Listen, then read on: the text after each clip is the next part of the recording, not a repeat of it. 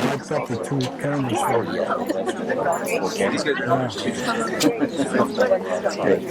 The most important thing is, practice. What do you think?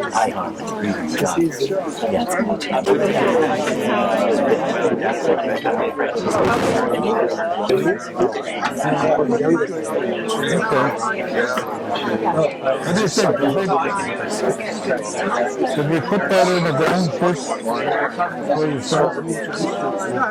Oh, thank you.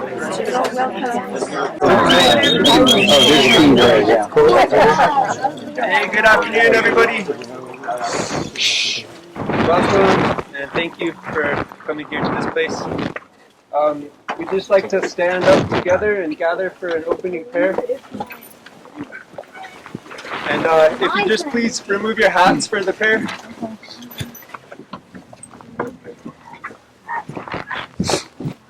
And I'd like to introduce you to Mr. Governor Gil Vigil from City of Ogap'oge.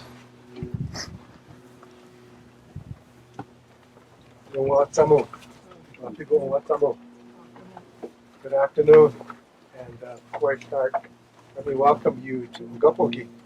I saw on the paper, you recognize this Ogap'oge. Ogap'oge is the traditional ancestral homelands of Tsukipobwe, of my people from Tsuki. And I'd be remiss if I don't recognize my sister, Vicky, Margaret. Oren was asking me about Vicky, that's why Margaret. I'm his favorite sister. And then Clayton, is Clayton right there? Yes. And then Clayton, my brother-in-law, who's from the area that Oren comes from also. And this morning, we had a run here in town. The Wings organization, Spanish organization, put on the run this morning.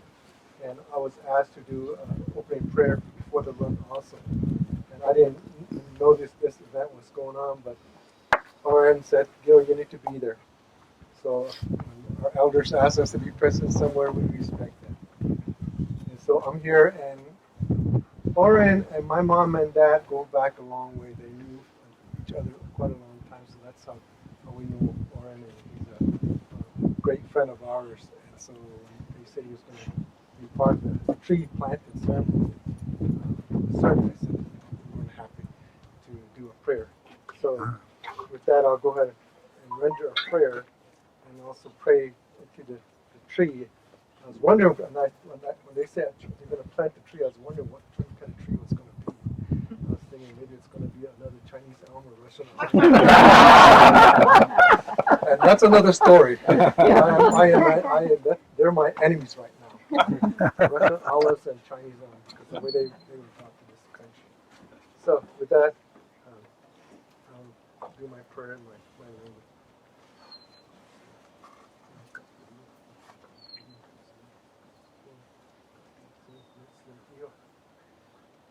Hera kanto no mo ina tana tata na di kanto no to sen no pe di mo to ba sen ta to no di mo mo to kanto no gap kawa kanto no to kanto no sha ni to e ke ke ne yang sha ni po gi to re kanto no ne sen o tamperi na e kanto o to no wa ti me gi ha di ku ri mo ga kanto ma no di uinge undo bimo se kan ona sogeri ma he ona pura ma na ta itse kan kema ne te oko kan sogeri ika to andi ansha hori mani na me watch you want yame no no to wa kwa no ayo ta kirbo americana to wa ho di to mo takimo ansha men han bi watch bimu wa ra yana uchute ma pio na sogeri he ona mo ri wa pio na tikage na meri to ra na wa ke na kan to mo no how is it going to to got to be more no got to anima horisigiam horisikame the wing and the mundo vino you is a gerigi tario sekano na sekano na po me hana biku mai ika yo hangin po me era canto no na ta na di no it's you can claim what you are saying wagi ogiani no canto no me no to say happy we move waiting yo no di to ba sa ta no we move waiting for you know we go and we ne when you can point on what we could hear just a brief explanation in my prayer and the reason that we were called to be here and that is to plant this tree so that we can seek peace and harmony for Mother Earth, who we are not taking care of right now. We're in a very sad state of being today with all the pollution, with all the bad things that we're doing to Mother Earth. And she is telling us, all the things you're doing to us, if you do not change your ways, we're going to find find ourselves in a place that we would not want to be at. And so the offering of the tree, planting of the tree is a symbolism to work to that peace, because it's going to take all of us to come together, to work together, to put the word out, and to do our part in celebrating Mother Earth. And for us, Pueblo people, like I said, this is Ogap'oge, White Shell Water Place. And our ancestral homeland was this whole area of Santa Fe, all the way from El Dorado, now what is El Dorado, Pecos, all the way into the Galisteo Basin, La Cienega, Agua Fria, all those were our sister pueblos that lived in a day. And today I'm wearing our t-shirt that we commemorate. August 10th was 1680 Pueblo Revolt. 339 years ago, our Pueblo people revolted because of the oppression, the atrocity, what was brought upon us by another country, by a foreign nation. And on 1680, we revolted against this foreign nation for independence so that we could live our lives that we are living today, having our language, our culture, our songs, our dances. And so if you are familiar with New Mexico, we have celebrations going on in each of the pueblos on a monthly basis. But those are the things that were protected by our people in 1680 when they revolted. The first revolution on this continent for independence, long before the colonists revolted against England for their independence.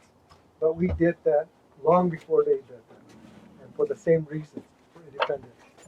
And we are not a warlike people, but because the way of life was threatened, we took arms. And had we not taken arms, we would have probably not be here today like we are. And so if you ever get a chance, if you go downtown Santa Fe, the new convention center, how many of you are familiar with the convention center downtown? Mm-hmm. If you go downtown, there's a courtyard. It's called Gatu and Amtua Courtyard. And the two runners, those two names are the two runners that were first gave up their lives for our independence. They were two runners that would go out each day taking a yucca strap with knots tied on it. And each day they would travel to the different pueblos that existed during that time around here. And each day they would untie a knot, signifying how many days was left. On August 9th, when they were out there was 3 knots left on the rope, or the yucca tie. But the governor, there was a village up there by El Dorado called San Cristobal. That Pueblo governor sold us out. When the runners got to that Pueblo, the people of that Pueblo told them that their governor from their Pueblo was on his way to come into Santa Fe to let the governor, Spanish governor Otamin, know that there was going to be a revolt. So the two runners came back to Tesuque. And so not to lose the element of surprise, they ran out on August 10th and the revolt started. So we tell that story. We commemorate this was our 22nd year. One year when I was governor of Tesuque, I was telling this story. The mayor, I think was Delgado, was there at the time. And I was telling the story, and behind here in Santa Fe, and I'm sure you're familiar, behind, there's a big old white cross on top of the hill. Well, that cross is to honor the priests that were killed in 1680, and it's called the Cross of the Martyrs. Is what it's called. So I was telling Mayor, wouldn't it be wonderful if we could put a monument right next to up there, alongside of that, with honoring the two runners, Gatu and Amtua. Yeah. Mayor Delgado said, Governor, why don't we dedicate this plaza at the convention center, Gatu and Amtua Plaza? So I said, wonderful. The following year, the city of Santa Fe passed a proclamation naming the courtyard Gatu and Amtua Plaza. The following year, there's a plaque that they presented us, a bronze plaque that's placed in the corner. So if you ever get a chance to go down, you'll see that store that I'm telling. So it's Katuan Amtua Plaza. We also have former Governor Rivera from Milwaukee creating two sculptures of bronze sculptures of runners that we're going to put them in that place. So when that happens, we're going to have a bigger celebration and celebrate the two runners. But that's how important Ogap'oge is to us, to the people of Tisuki. So these are our homelands, and not just Santa Fe itself, but the surrounding, this whole area. Yeah. So with that, I just wanted to give that story and for the significance of the reason we're here. And also thank John for his idea to have this ceremony to plant the tree of peace. And Oren will describe that more about what the tree is about. And one more thing. We have another tree that I just found out that's older than the redwoods in California. Our aspen trees. Really? Our aspen trees are even older than the big oak trees, red oaks in California. Wow. So trees are important to us, especially like these trees. Okay, thank you. Yeah, well. Okay. So I just wanted to say thank you to Uncle Governor here for his words. And just to tell you a little bit about this place, I think listening to Mr. Governor, I could maybe speak a little bit quieter and still reach everybody. So this place, Ogap'oge White Shell Water Place, we're living here on this land. Right now it has this name that it's been called Arco-Iris Institute after the rainbow. And you see these names have changed over time on land, Ogap'oge to Santa Fe. And I think it's a good thing today that we're doing this and remembering the original names of this land. And so we're here working on this land, wanting to recognize that and work towards regenerating our relationship with Mother Nature and with all of our relatives of all colors and all people on this planet. And this is our intention with this space. So we're feeling very grateful to plant this tree of peace. And this place right here used to be concrete one day ago. And so now you can see it's coming back to nature. And so this, is the work that we're up to. And I'd like to just pass it off to Uncle Will Channing here to introduce John and Oren. Well, thank you, Ibrahim.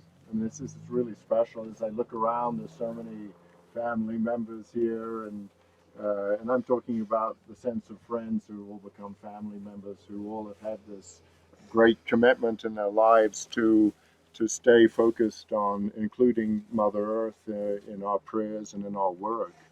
And I was fortunate to meet Oren some 45 years ago, and we've continued on to work side by side in different ventures, and we try and support Oren and some of the things that he's doing, of which there are many, many things in different parts of the country. And he's worked diligently on behalf of all of us. And it was, believe it or not, back in the early 80s at the Omega Institute in Rhinebeck, New York, where a lot of us came together, where Marcus and Priscilla, the governor's parents, met Oren, and John Stokes met Oren, and we all were working together. People like Winona LeDuc and Janet McLeod and Audrey Shenandoah. I mean, a lot of Jake Swamp, a lot of great people who meant a lot to all of us and who've continued to work so hard. And in that breath, Jake Swamp was the one who really encouraged us to get together to plant the trees of peace. It was Jake who was, a Mohawk activist and speaker and professor who was a very distinguished historian of Iroquois. He was like the one who knew everything about the history and culture. And so it's him that brought us together. I'm so impressed and so thankful to Ibrahim, because Ibrahim has been carrying on the fire. And that's so important to all of us, standing here, that we see the energy continued. And thank you very much for bringing us all together. I know that you've been right beside Uncle John here, and have learned a huge amount as John has, traveled himself around the country, and he just made it here today, coming in from Hawaii to be with us all. But I think we have to remember the the youth and our kids, and I say this in honor of your kids too, Louisa, and everything you brought to the table and to this land for us. And so it's a great honor to be here, and thank you all very much for being part of this family. Shall we sit? Okay. Well, please sit down. Sitting on the floor, Sergio. He's got one. There's an old saying from from the military: "Get the troops out of the sun." And you know what I mean here today. So I'll try to be brief and also take care of the process here. The Tree of Peace, the Great Tree of Peace, first planted in our country, which is North America, and Turtle Island, up near where the Great Lakes are. They call them the Great Lakes now. And at that time, there was a great deal of warfare, terrible fighting going on. Something very similar that's going on in Kosovo, in the Far East, the same kind of battles that were atrocious and terrible to everybody. And at that time came a very spiritual, forceful figure called the Great Peacemaker.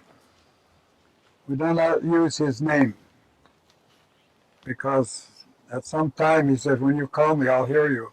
I don't want people using my name everywhere because then I don't know who's calling. So we do not use his name. We call him the Great Peacemaker. And at some point, I'm sure we're going to have to call him. Now, at the time, he began his process of bringing peace, and his life story is very long. So it's an epic all by itself before he meets with the Mohawks. And when he did come in his canoe that he had carved from white stone and came across that lake you call Ontario now today, he landed early on the northeast side of what is called Ontario, Lake Ontario today, and that was Mohawk territory. And two Mohawk men were watching this white canoe come in and this imposing figure. And when he landed, they knocked their bows with arrows, figuring, well, maybe we'll just dispatch him, but he looks formidable. So they asked him what was his mission. Why was he there? And he said, peace. Peace. They said to one another, not much of that around here these days. It's just the way there's not much that around here today. And so they were trying to decide whether to dispatch him right there or hear his mission. He said, take me to your leader. I want to talk to him. They said, about what? He said, peace. Peace. So, convinced them, they said, go over to that lodge yonder, spend the night there. There's a woman called Jigonsasa from the Erie Nation. She takes care of men who are on the warpath back and forth. She has a rule, leave all your weapons outside. And sometimes enemies spent the night together in her lodge. She fed them, gave them water, sent them on their way. So that was his first encounter with the Gonsasa, and she asked what is his mission, and he said, peace. She said, I want to help you with that. It's terrible what's going on. Tired. So that's how it started. I don't want to get into the whole story because it'll be days to tell you the story. But that's the beginning. So the issue has always been peace. And eventually, after he gathered the 5 nations together, finally, and nobody's really sure how many years that took, but he did get them together, and each one of those nations has its own story of how he came and what he said. And we have that word for word today. We have that story, word for word. And we've kept that. I'm sure you've heard versions and so forth, but there's only one, and that's the one that we carry. And so finally he gathered them all together on the shores of a lake they call Onondaga Lake today. It's a small lake. It's only maybe a couple miles long and maybe a mile wide.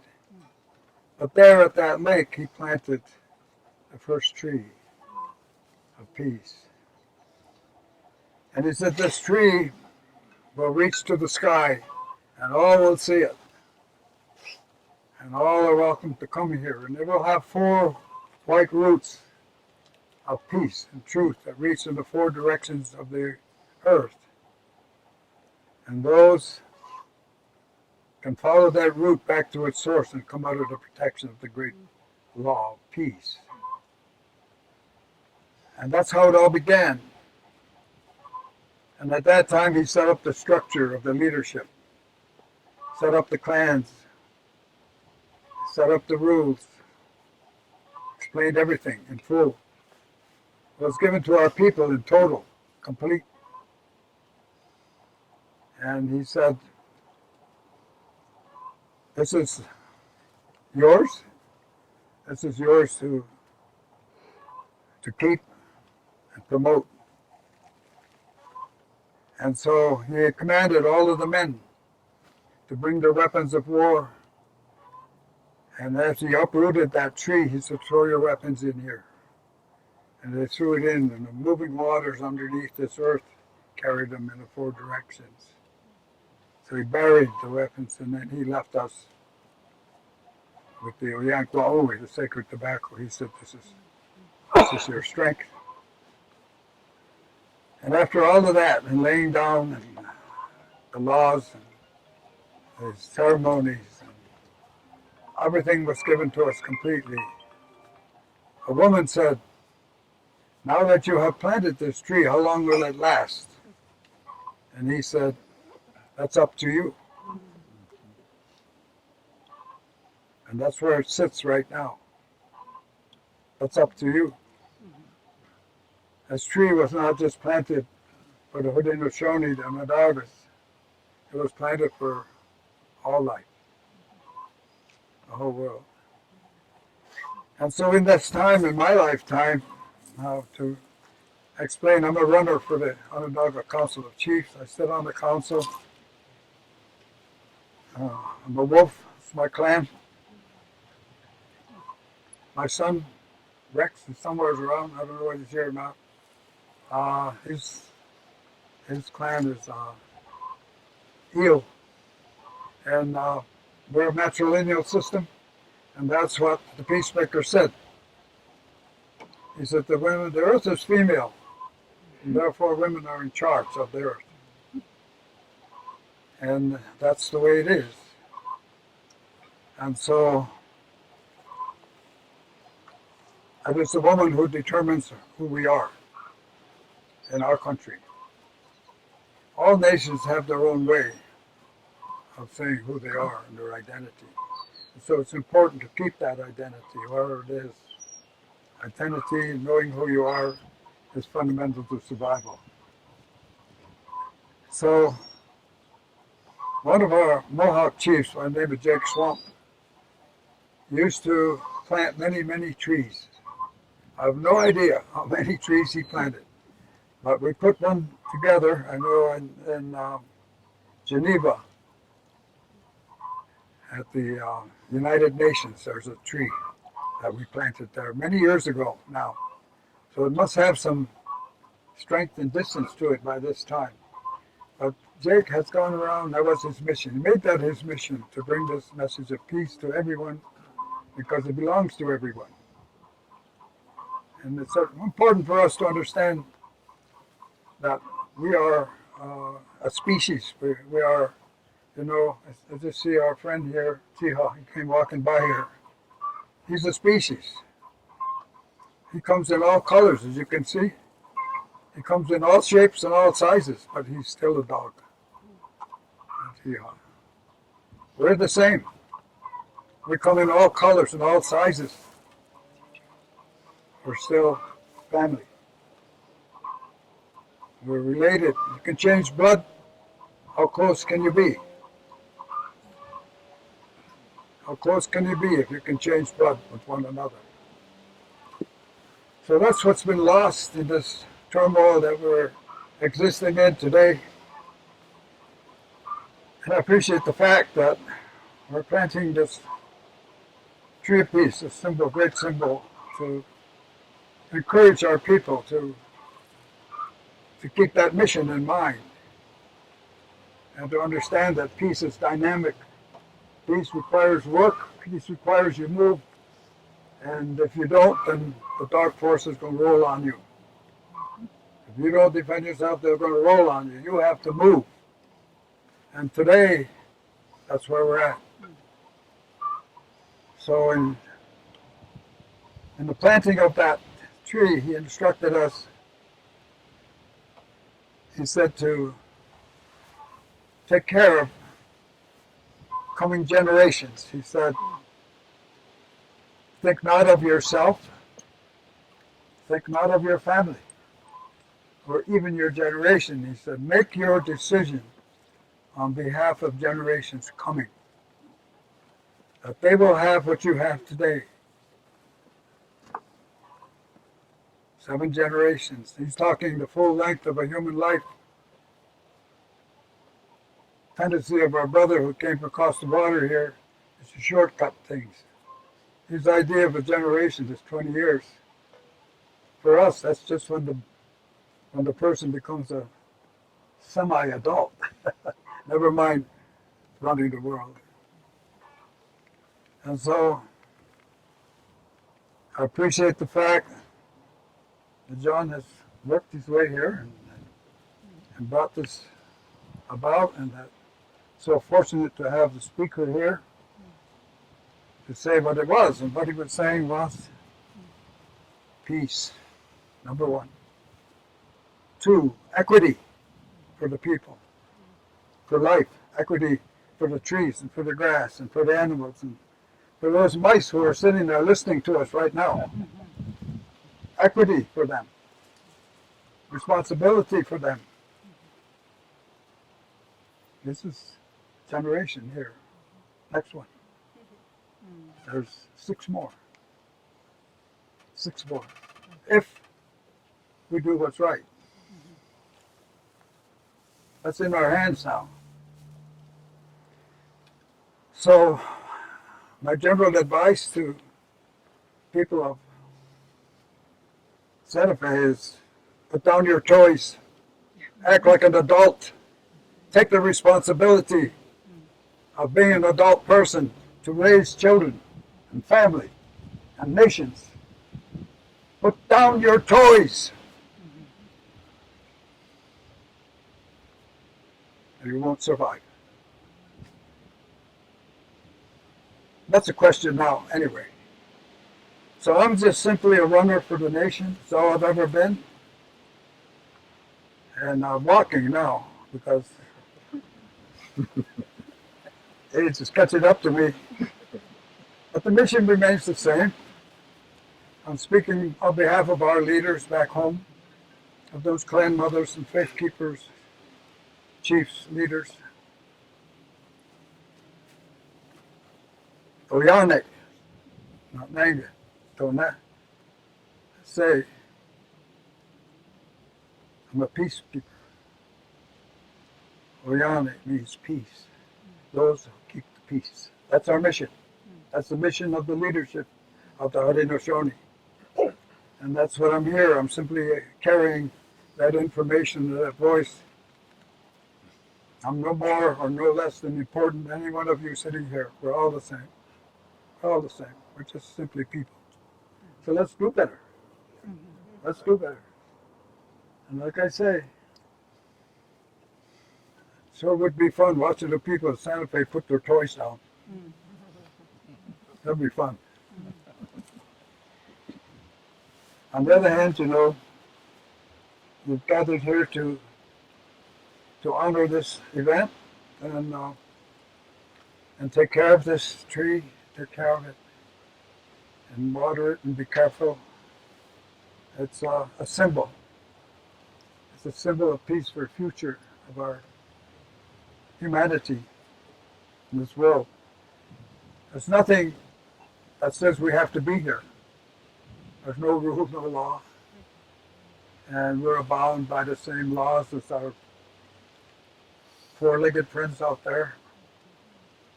Those that fly, swim, crawl, creep, we're all the same. The only thing that we have is the intellect. That's different. And with that intellect comes responsibility and good or bad choices. Every day you get up. You have the option to be good or bad today.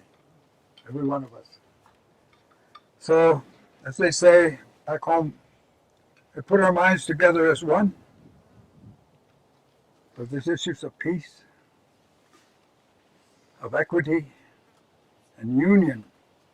To be united, one mind, one heart, one spirit, one body, for peace. That's my mission. That's that mission. I remind you, when you get weak, come here. Come here. It's going to go there for you. Down there, so thank you, I'm done. Pretty hot out there for you guys.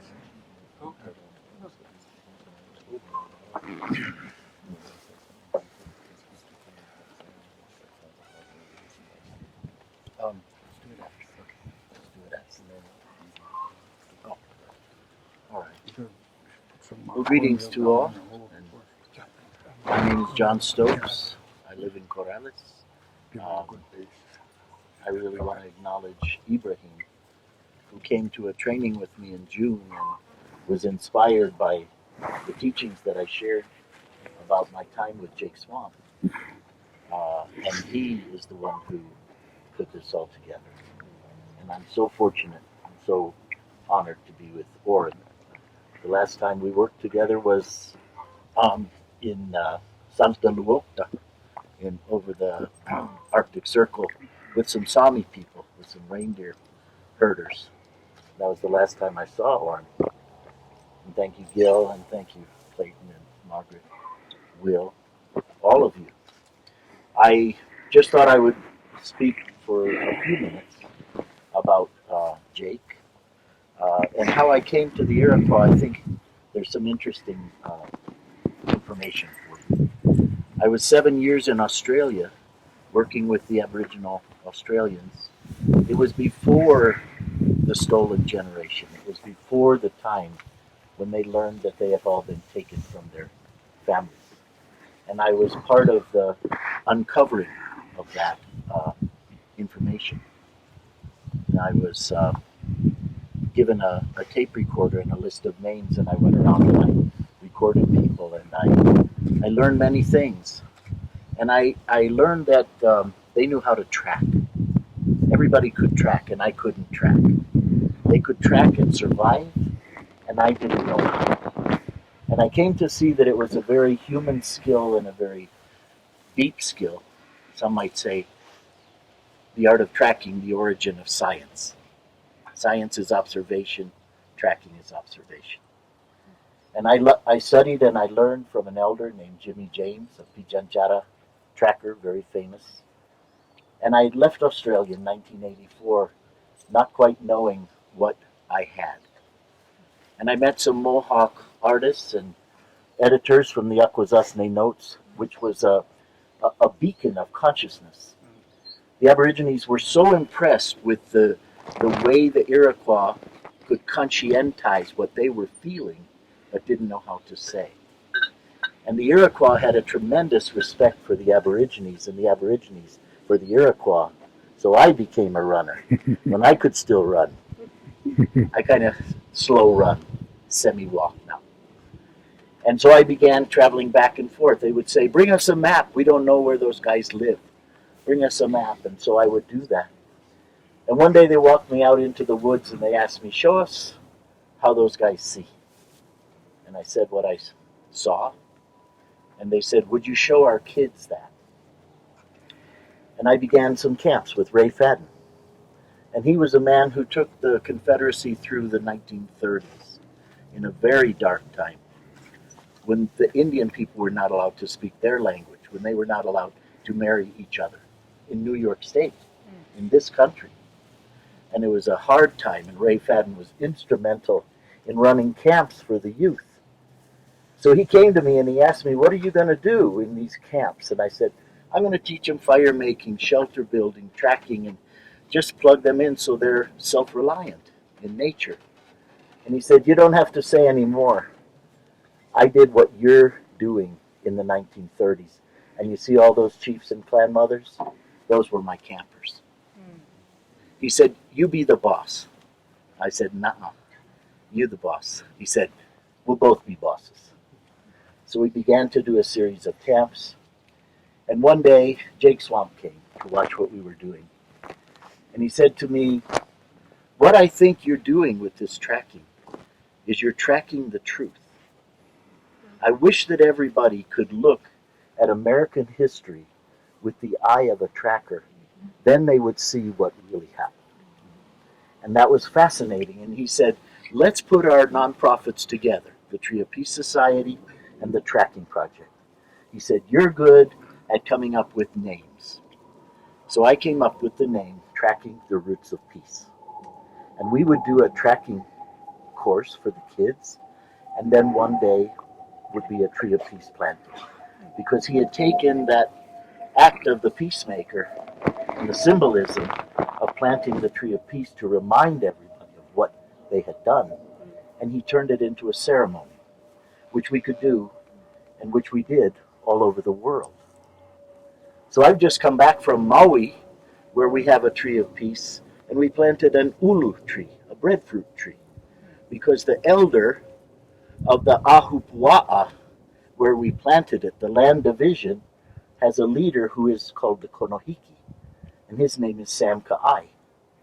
He chose an ulu tree to feed the people, breadfruit, and it's big, it's growing fast. So we've got these peace trees all over the world. When we plant the tree today, which we won't wait too long to do, and we'll have some other festivities after we get it in the ground so you can all be part of that, each and every one of you. That tree is here for us all to care for. We can't let the tree die. We have to make sure it's cared for.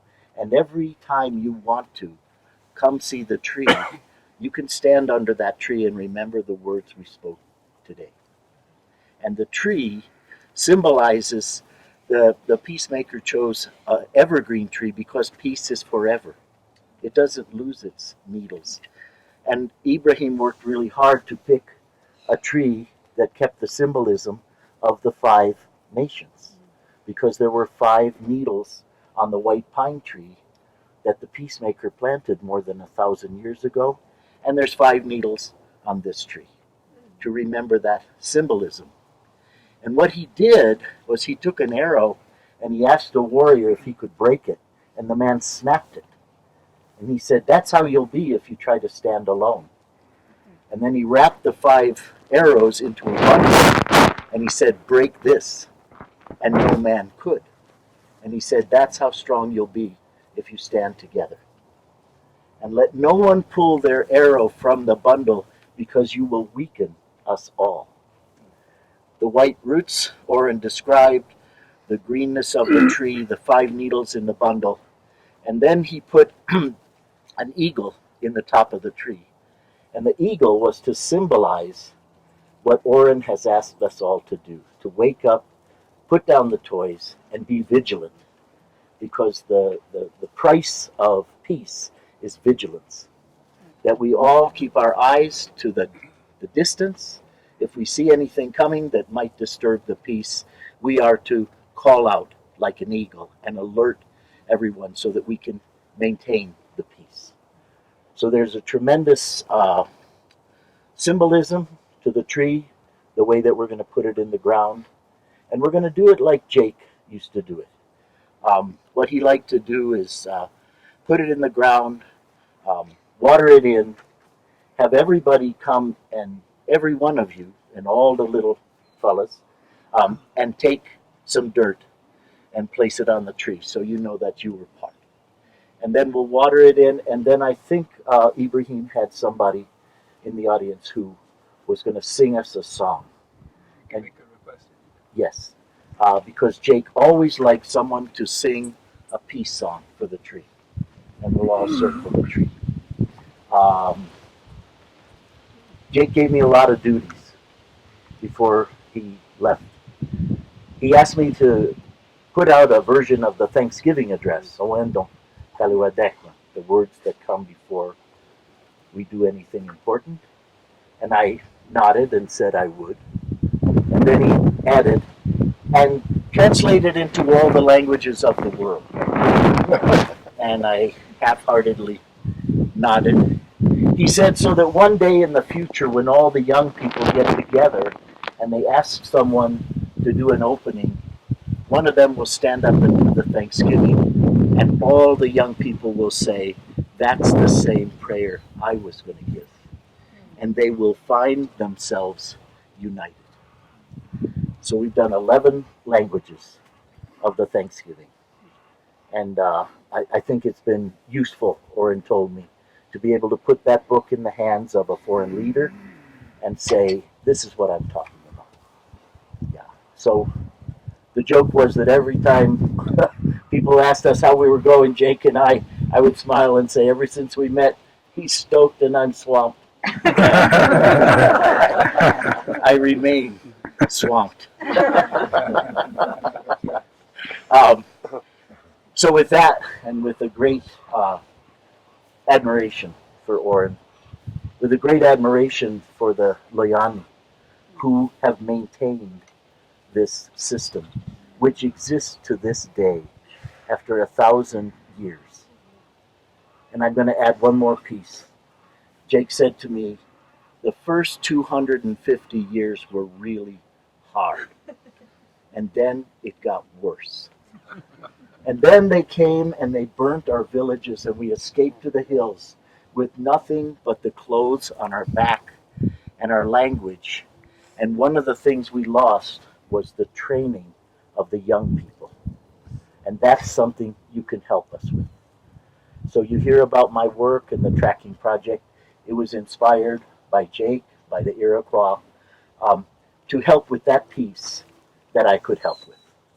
And now I'm 40 years on the trail, and still going.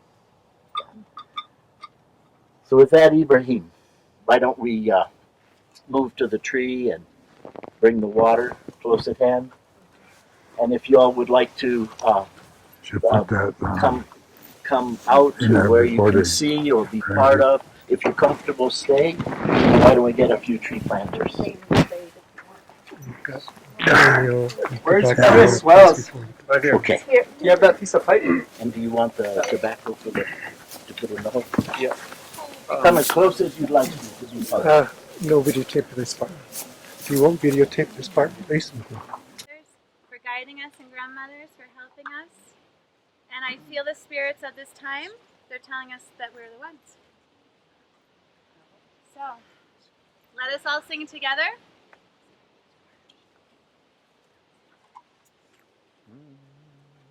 We are the ones, we are the ones, we've been waiting.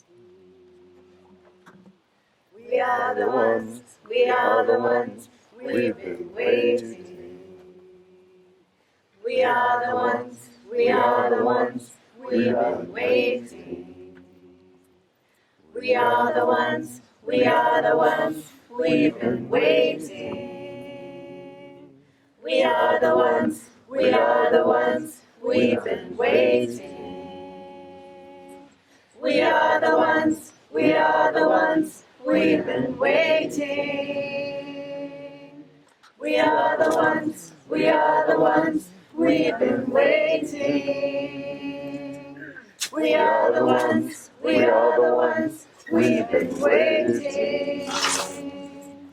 We are the ones, we've been waiting for. We are the ones, we've been waiting for. We are the ones, we've been waiting for. We are the ones, we've been waiting for. We are the ones, we've been waiting. We are the ones, we've been waiting for. We are the ones, we've been waiting. We are the ones, we've been waiting for.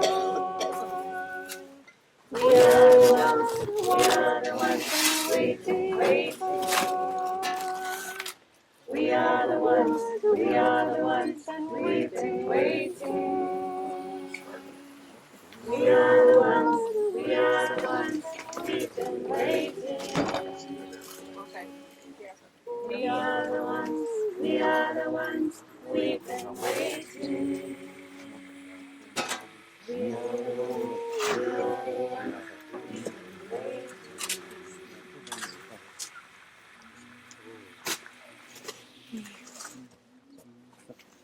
Ibrahim.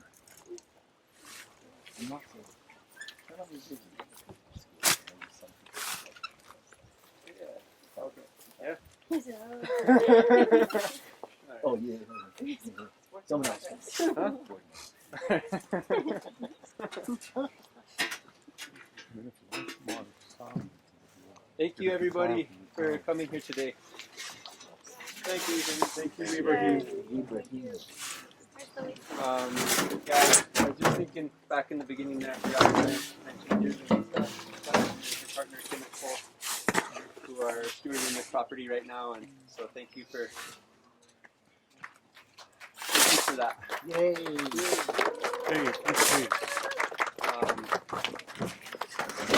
Thank you, Mr. Governor, and all of the Pueblo dignitaries that have come here today and lent their words to making this a good thing.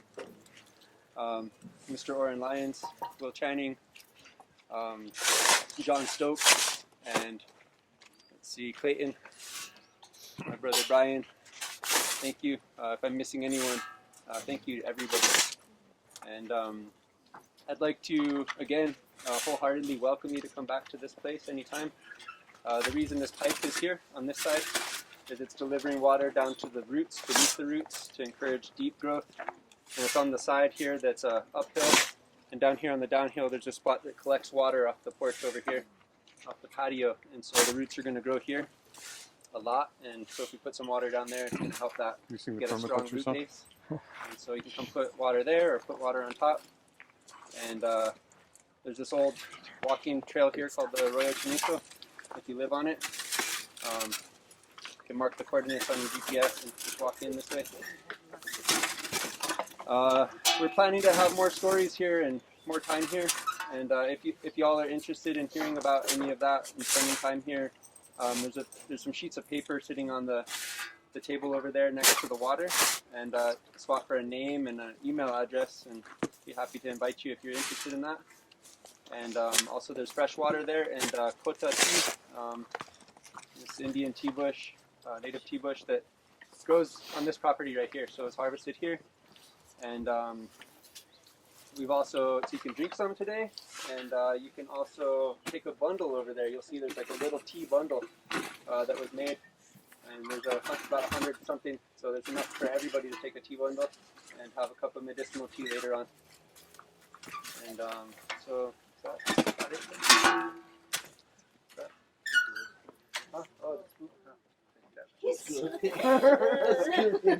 And other trees, if there's a reason. So this tree I selected, it was, I heard the story of the white pine tree. This is a white pine tree, and it's a native one to this place. And there's 4 more of them here that we have on site that came from the nursery, and they're kind of, I woke up one morning with a dream that maybe we'll put a lot of these trees in. As I started to think about doing this tree of peace here, had this dream that maybe one of these would go into every school one day, some sort of tree, and these places we'd be gathering at more often, and telling important stories to craft a good future. So that's something that came to me in a dream, and y'all want to be a part of that too. I probably need some encouragement because this was a lot of work just to do one. Yeah. And we'd have to do it with all of you together to make that dream come true. Yeah. Nice work. So, nice work, and to all of you, thank you so much for coming, and let's maintain the connection and come and visit the tree and make sure that it's well watered. Yeah, give it lots of love. Yeah, thank you.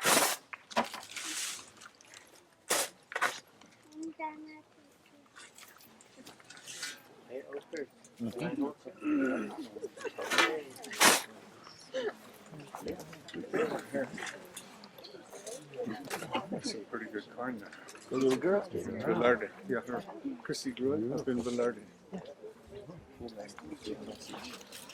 That's that little girl? Yeah.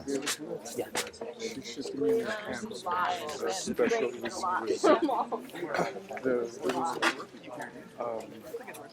what's her name? Zinnia. It was Chrissy's granddaughter. She's a very, very special creature.